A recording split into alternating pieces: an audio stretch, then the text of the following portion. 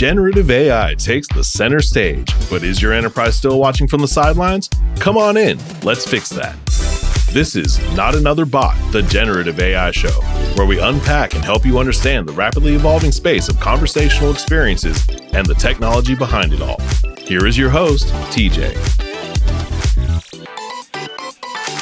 Hello and welcome to Not Another Bot, the Generative AI Show. I'm your host, TJ. Joining us today is Ayman Husain, the Director of Customer Success, Data AI, and Advanced Analytics at Microsoft's Azure Intelligent Cloud. With a background that spans technology, consulting, and cloud architecture, Ayman has become an influential figure in guiding organizations through their digital transformation journeys. His expertise in artificial intelligence, big data, and cloud-native application design has made him a go-to leader for business aiming to innovate and succeed in today's fast-paced technology landscape. Welcome, Ayman. It's great to be here, TJ. Thank you for having me. Brilliant. Ayman, you've been a leader at Microsoft focusing on customer success. Well, one thing that certainly intrigues me a lot is if you could share some of the anecdotal or aha moments that made you truly appreciate the power of generative AI as a tool for augmenting human capabilities would be awesome. Absolutely. So one of the things, especially in the role of customer success at Microsoft or any other organization, is being able to respond to the customer outcomes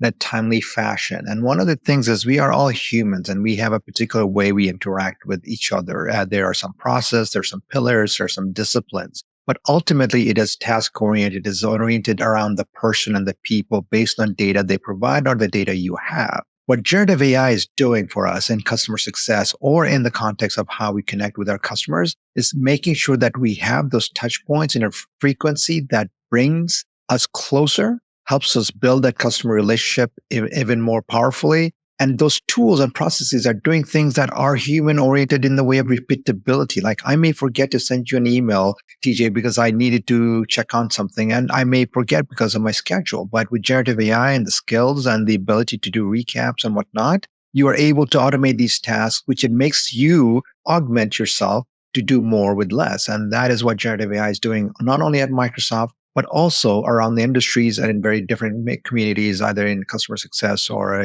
software development or otherwise. Brilliant. And I know that while reading through your journey and the things you have said and the way you have made an impact, there's one thing that definitely resonated with us is, technology should make your jobs faster and quicker. I mean, literally, right? And that the focus should be on customer outcomes, right? How does generative AI embody these principles for you? It's a great way to segue, right? So one of the things generative AI does, and like the hype cycle, if you remove it, it is essentially a collection of many data sources that you're using and language model of some sort or some kind of a AI model to infer what it is in that space, right? So when you think of how my job is going to get better or quicker, faster, is I already have an amazing amount of data.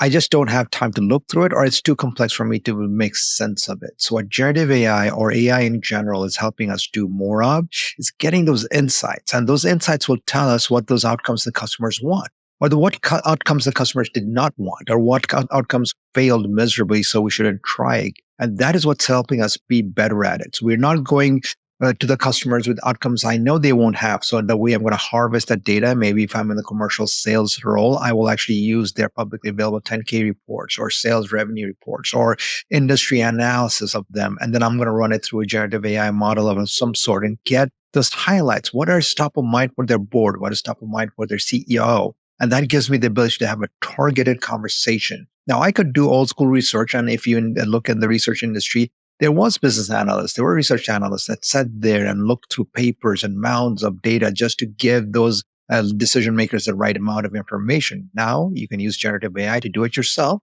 So you're doing more with less. I don't have to sit there and read a Gartner report. I can get all the data right away and then go target my customers or target those customers' outcomes and get them what they need satisfactorily. Interesting. Keeping that dialogue in mind, many organizations are integrating AI, generative AI. Like I can say from our experiences, a lot of our customers are loving our offering of VLOG, which is our own in-house large language model, into their application stack and operations, and they're seeing tremendous value, especially the human-like interactions. But certainly sometimes we see or hear the why is sometimes overlooked when especially defining with, we have to explain a lot about the use case definition but sometimes the why is overlooked in terms of integrating AI or generative AI into their overall ecosystem. Why should companies consider integrating generative AI into their systems today beyond just the allure of cutting edge technology? Well, some of the customers understand, but then I think broadly enterprises who really need to understand the maximum benefit of it. What is that? How would you explain or kind of talk about it so that enterprise can get maximum value out of it? I'm going to use a little bit of a parallel example from a few years ago, almost decades ago. So think of the time when mobile phones did not have the smartphone capability around it, right? And they still had some kind of data plan. You could do some low-level data exchange, 2G networks in those days, right? Then it became 3G and 4G. And what that did is proliferated these need to have apps on your smartphones that responded in real time very fast and very quick and looked like your desktop apps, right? So if you were a developer of mobile phone applications and did not take into consideration what a 3G network looks like, what a 4G network looks like, what Wi-Fi looks like, how to process data at the edge, which would be the smartphone, or at the back end in the technology, the telecom area, you are going to have a bad user experience. So what I recommend in today's version of new technology is Gen AI. You don't need to have Gen AI in everything you do, but you have to plan for it because the world is moving towards that direction. Think of the fact that before iPhone came up with the smartphone that did not have any keyboards, we were used to the BlackBerry type keyboards. We were using actual tactile keys. Then we moved into this non-tactile format, and now we have swipe keyboards where you can just move your fingers around it, right? If you were an app developer and you did not plan for that, you would have bad user interface. So if you think under that forward momentum, we're getting to the point where using language, I will speak to my phone and it'll go do some actions like finding directions or finding recipes or whatever it is. So if you're an app developer and you're not incorporating voice recognition and the ability to have user success for it, you are going to miss out. So in the same way, Gen AI is very important to almost every facet of life as it's going to be. We are going to grow up in an ecosystem where Gen AI is going to be implicitly expected. It may not be necessary, but it'll be implicitly expected. It'll be no different. I remember when my youngest was young and we were watching TV, he had this habit of going to the TV and swiping across it because he was used to an iPad. And in an iPad, he could swipe and pictures would change. And he thought the TV would be the same way. So your brain is programmed in that fashion early on. So with Gen AI right now, if you're not putting it in your applications or your workplace or your method of doing business, the next generation of people that will show up will implicitly expect it. And when they can't have it, they'll be like, well, this is kind of retro or not up to date. So everybody should have a context of it. Now, why would you have it is really about the ROI for your business. Now, unless you're a nonprofit and doing it for purpose of research, you have an outcome you want. You want to save money. You want to be better supply chain logistics. You want to service your customers better. If you're in medical healthcare, you want to make sure people don't die. Whatever it is, you are in this place of an outcome. You have to dot line that outcome to a generative AI place, so that you can create a structure of solutions that uses Gen AI to help you better at your job. So let's say medical professions. If you're a physician, if you ever go to a dentist or you go to a medical practitioner to just get checked up, you'll notice they have the assistant that's taking notes as a doctor is speaking because the doctors got their hands full or they just don't have enough time for transcribing. Think of that person. Imagine if the doctor could speak right there and then of what they're doing and Gen AI is speaking it up, transcribing it, finding diagnosis, finding medicines that they need, or having it read back to them. You are now a better caregiver. You're better at your job. But you don't need to do it unless you have a metric that requires that. Maybe you want to see more patients faster, quicker, better, or you have a quality issue that you want to get better at. And these are things that Gen AI will help. And so you always want to put Gen AI in focus as it is today. You don't need to have it in everything, but you definitely want to do it. And what that means is you have to skill up people. So do a lot of training, learning, development. You have to learn how to do that. You have to have some kind of analysis of your strategy as a company or a firm. Or where do you want to do with this? Where are you going to go? Is this a focus for us? If you're an iron worker making iron rods, maybe Gen AI is not necessary at the fields level, but maybe it's necessary at the procurement level where they're trying to get raw material, whatnot. So you have to understand where it fits. Totally. And I think that's one thing which is pretty prominent based on the discussions we are having. It's not like a spray and pray sort of thing. Like, hey, just put it all into my system and we will use it for a use case. Use case definition, understanding of the model, and what it's going to do for you, and especially for different scenarios, like especially if you have a summarization need, you may have more of a document cognition need. They're very different use cases from each other. So thank you so much for the very, very good example to explain this. Now, one thing that certainly to your point, how that example of the healthcare thing, right? So I think one of the key things that we consistently are hearing, and certainly must be hearing a lot more, is the overall ethical implications of AI, especially generative AI, right? So given there's always this, hype around or concerns around like, okay, what's happening, because I'm giving my data, the model needs to be trained on that data. So there's a lot of those things which that comes to mind of enterprise. Now, given the ethical implications of AI use cannot be overstated, especially in a scenario where machine and human intellect interact,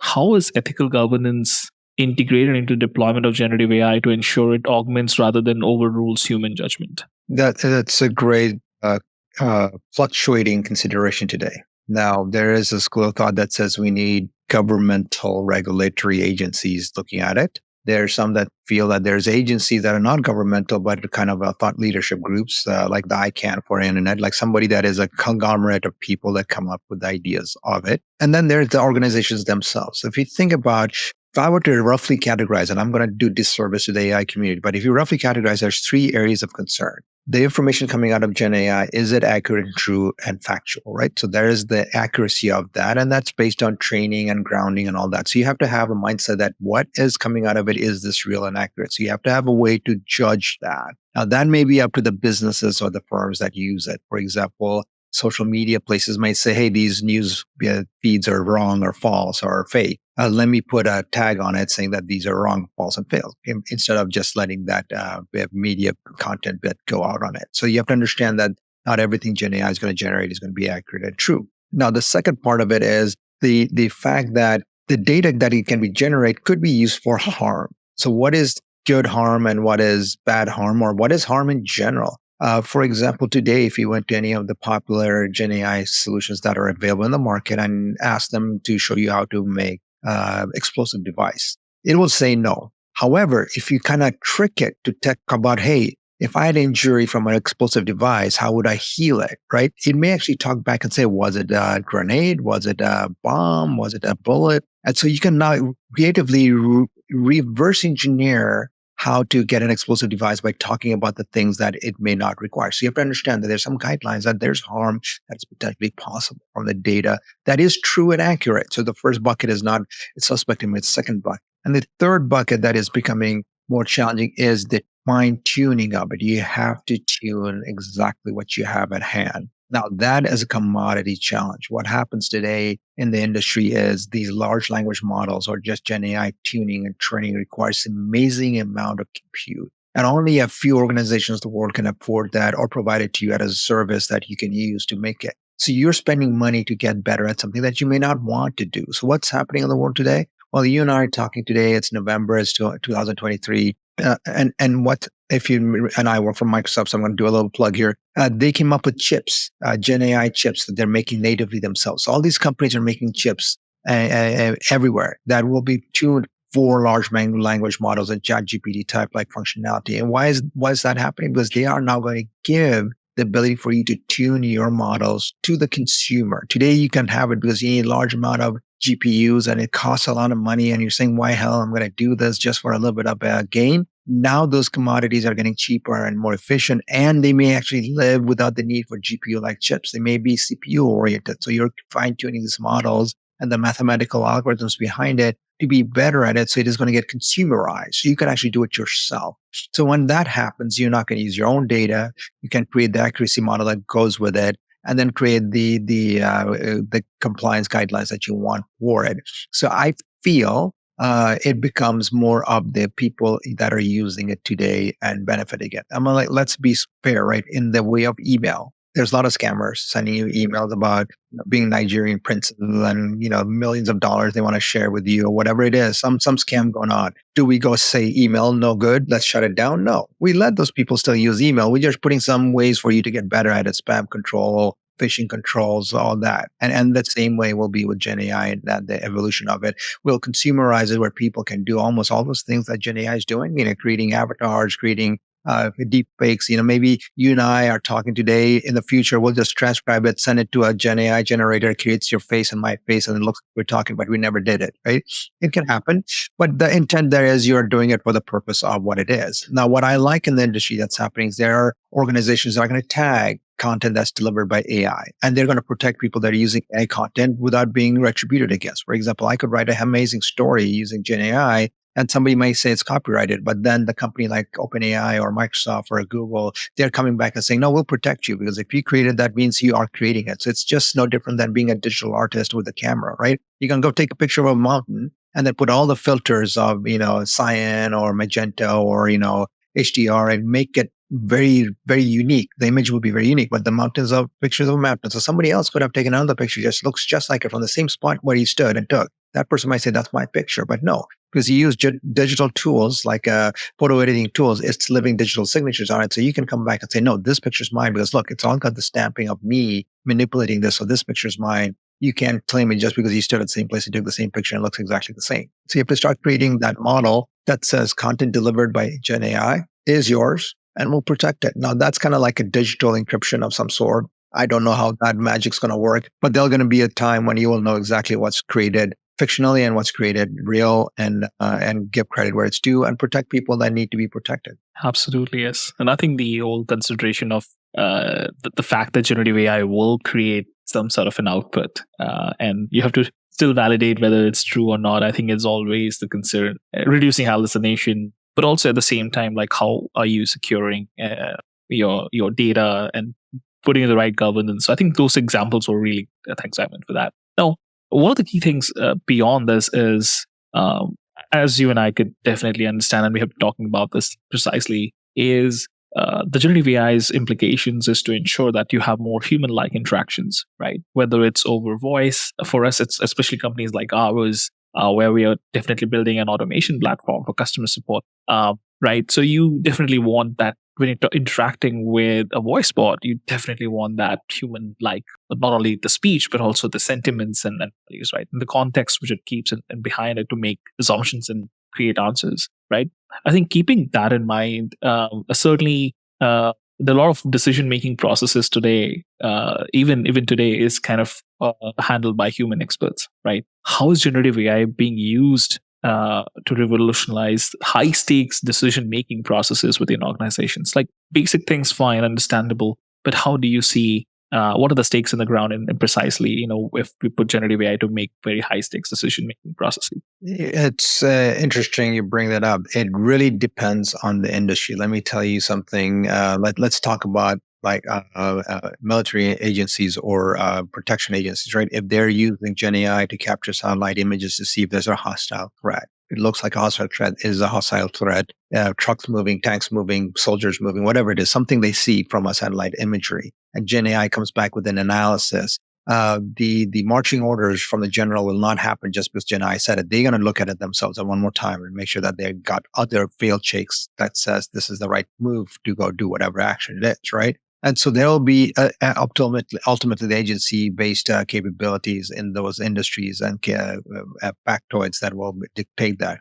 But then you look at something like high-frequency trading in the financial markets. Sometimes the markets don't need the human interaction because the human interaction is what causes that fluctuation. So maybe in those high-frequency trades, people that are using generative AI to determine if stock market's moving in a direction or not, if all the computers are doing the same thing, there's a good chance the human element is taken out. So it won't fluctuate as much. And some of that you kind of see today in the stock market. There's a recession, there's an inflation, there's job loss, and there's wars going on. And the stock market, it fluctuates, but it's not disastrously fluctuating like you've seen 20, 30 years ago. And why is that? Because we have high frequency traders that are using computers that are taking the human element out. They're just looking at commodity pricing and pricing of stock and analysis of the revenue generated by the quarterly results. It has taken a little bit of that. It's made it better in that fashion. I don't think human element's going to go away at all. And the reason it's going to not go away is because the Gen AI, until true sentient AI is discovered and enabled, I will never know how far they will go.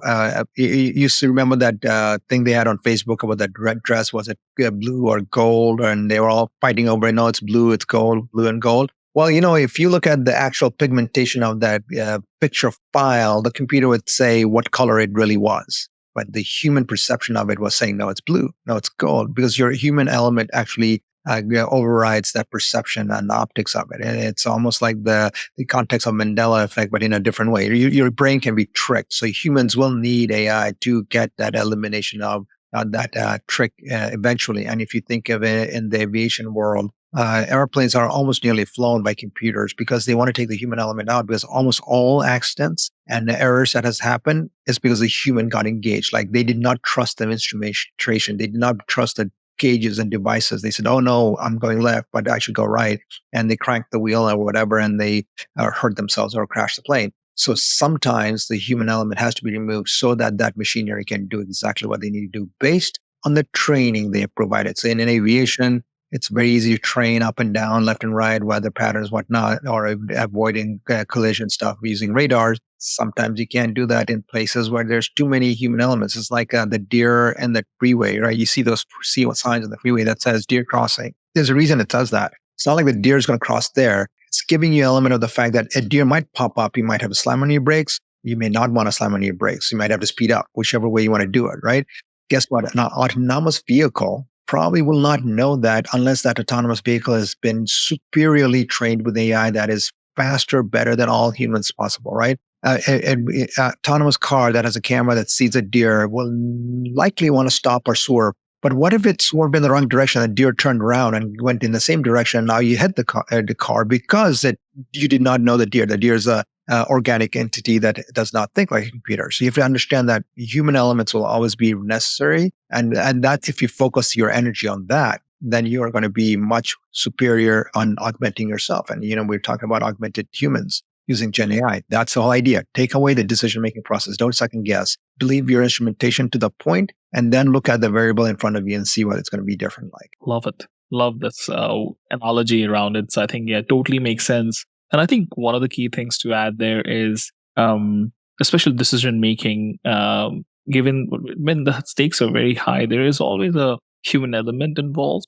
We understand that with the training and amount of training you could do on the models, it probably might give you maybe 90% plus sort of accurate answers back.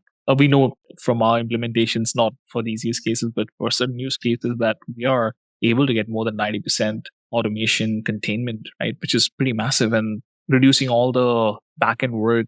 Support agents have the dynamic agents or autonomous agents are able to kind of solve for this problem. So, but yeah, I think glad that you called out, because there's a difference between making those high stake business decisions compared to like low profile, quick to kind of provide answers sort of thing, right? So you're in a business where you're creating tools. Like think of the airline industry. Imagine a flight is delayed. If you have Gen AI in the back end, it'll say this flight is delayed and these people are going to miss their flights. Maybe you should talk to them. Don't talk to all 300 passengers in the plane. Just talk to these 3 people that will miss their flight because they're the most critical in the journey here. So but if you were doing it without computers, that the gate attendant will have to look through all the lists, see who's got a connection, who's going to miss it, who's going to be the most upset by it.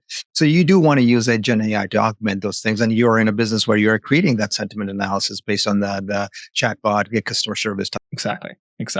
Well, I think just last 2 questions for today's session. I think one of the things, just changing gear for a second around, just knowing the fact that you definitely believe in these from whatever I have read about you and the things we have captured. Like beyond businesses and industries, generative AI does have a potential to significantly impact society at large. In what ways can we expect generative AI to contribute positively to broader societal challenges? I absolutely. So I like this one because this is the one that everybody's using right now, and it'll become more superior. It is learning. You want to know how to fly a plane, go to ChatGPT and say, I want to learn how to fly a plane. It'll give you a manual. You have to read it. You may not ever fly a plane, but you'll now know how to do it properly and in the right context. So what will happen is education will proliferate across the world, places in the world where people don't have a chance to go to university and colleges and schools. They could have a smartphone and they can ask that question using natural language. Maybe they don't have to do it in English. They could say it in their native language. It'll transcribe and then it'll read back things that Gen AI is going to give to them. And they'll give them access to information. If there's a curious kid out there who wants to look up in the sky and say, hey, What are these things, stars or sun? And they now can get a planetarium right there in their mobile phone and app phone. So it'll proliferate knowledge access in an incredible way that will actually make us all informed. Our go-to instinct will be not take what you heard, go verify what you heard, right? So you may tell me something, I'll be like, oh, TJ said that to me, but I'm going to verify. I'm going to go to ChatGPT and ask the same thing and see what he said is true or not. So we're going to get to this place of verification without just acceptance. And that's kind of like the chaos we have in the world. People go on hype cycles. They listen to a story. There's a mob that comes up and beats somebody up because they just heard somebody said something, right? You will start getting less of that because you will learn and you'll be educated in a different way. And it's not classical education. You're not going to go to school and get grades and, move up the ranks. You can learn just about anything. And the way we do that is make all the data available in a way that these learning models can take advantage of and bring it to the community, bring it to the people. I'm like creating art, creating things. What if somebody has never seen what a black hole looks like? Imagine if they went to DALL-E and said, show me a picture of a black hole. And it shows them, it's like, this is what black hole. And then you may ask a question like, why is this thing flipped up and down? Looks like a little paper ribbon.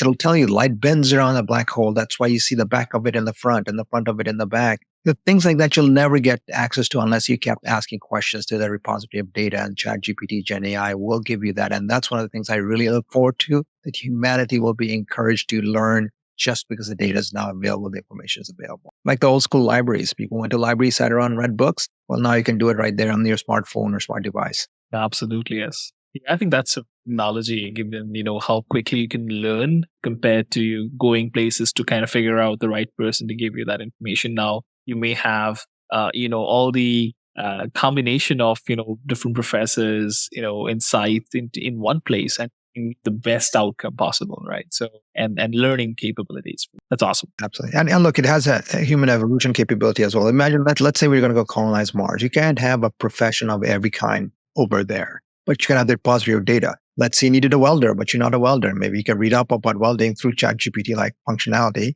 and be a welder. You may not be the best, but at least you can get close enough to it, right? So if you think about the expansion of humanity, being a farmer, being a manufacturer or a cottage industry or whatever you want to do, you will explain yourself better if you learn it. It's like the microbrewery expansion that happened early on. Like people wanted to make beer, they made it in the bathtub, and then they learned how to make it. They had communities, societies, and people that shared the knowledge. But now you can do it without having to do that. You can say, I want to make beer. What do I need? And it'll tell you everything you need to do. And it'll get close enough. So you have this burgeoning capability of being self-sufficient in many things that you otherwise would not have had a chance to. I love this. Well, I think we can go on and on. There's some really, really great insights here. I think on the last question for today, this podcast, I think it's an important one where would certainly love to have point of view on how businesses should really consider the path forward. But to frame the question, like while generative AI has a lot of promise for augmenting human abilities and intelligence, there would be certain limitations. And if they are, what are those? And then is there a specific industry where you would specifically use, caution against the rapid deployment of generative AI? It's a broad way to look at it. But one of the things that I would caution using generative AI in industries is really based on the model and the training of the data that goes with that industry. We have industries that have been very protective of their data. Therefore, the models that are being trained are not trained against that data. And so you have to be very careful that you're not only getting a slice or sliver of it. I use healthcare, for example. There are over 8 billion humans in the world. Each of them are genetically unique. Each of them may have genetic diseases that are unique. Just because you did a sample study with Caucasian people in a part of the world doesn't mean your medicine is going to work across the world everywhere. It's the same thing with Gen AI. You cannot be in an industry that says, oh, I got the sampling data and Gen AI has been trained against it. This must be it. This is the right science. No, because that's what the bias creeps in, because you may not have the right bias. And bias is not about color of the skin, the gender. It's bias against the fact that you did not have the sampling of all the data. And then if you don't have that, that is so. I would say industries that have an impact in that level, that should really think about what it means for them. And that's where it becomes very critical. The industries that are going to be more proliferated are the ones that are more creative in nature, content creators, people that write stories or movies and screenplays. It just doesn't have to be very organized. It is about creating that content, and that's going to be a lot of it because ideas come out of it, not fact. And for anybody that wants to get into this, there's one step you have to take: learn, educate, and get enabled. You cannot do Gen AI just by showing up one day. You have to learn it. It's changing so fast. It even changed between last week and this week. We have Chat GPT capabilities to create better Chat GPTs. Like you can use a Chat GPT prompt as Chat GPT itself to make it better. Right? Think about it. It's going to build on top of each other. You did not know how to do that 3 weeks ago because 3 weeks ago, you had to be a software engineer to know how to use JSON or some coding language to create that. Now you don't even have to know that. You can actually tell it to be better. But if you think of it, what it is, it's learning. You have to learn the things behind it. And any industry, both profit or otherwise, needs to spend enormous amount of time and energy to get educated and built and enabled. And not only for the workforce, but for the fact that you have to stay very close and very true to it as it evolves, is moving target. It's not like rocket science. The rocket engine has been the same since the first rockets went into space. It's just gotten better. So you don't have confusion about what it looks like and what it feels like. But Gen AI is going to be very different by the time, even next year, if you and I are talking, it'll be very different in 10 years. It'll be very different in 20 years. And so we have to be aware of the fact that you have to continuously learn and develop the mindset to continuously adapt and learn. Indeed. Yeah, it's a long path ahead, but I think people are seeing the impact of it. And I think there are also now new ways of doing either low cost, sort of model development or deployments to whatnot. I think there is a lot of things that people need to see and understand because the impact is pretty heavy. Cool. I mean, this has been phenomenal. I must say, there's some really eye-opening discussions we have had here in a few regards. And I think some of the examples you quoted was very easy for us to understand, but I'm hoping the audience would be the same. I thoroughly enjoyed, and I think I will just thank you for being here today with us on our show. Thank you. Great to be here, TJ. Thanks for having me, and look forward to having more conversations in the future. How impactful was that episode? Not Another Bot, the Generative AI Show, is brought to you by Yellow.ai. To find out more about Yellow.ai and how you can transform your business with AI-powered automation, visit YELLOW.ai. And then make sure to search for the Generative AI Show in Apple Podcasts, Spotify, and Google Podcasts, or anywhere else podcasts are found. Make sure to click subscribe so you don't miss any future episodes. On behalf of the team here at Yellow.ai, thank you for listening.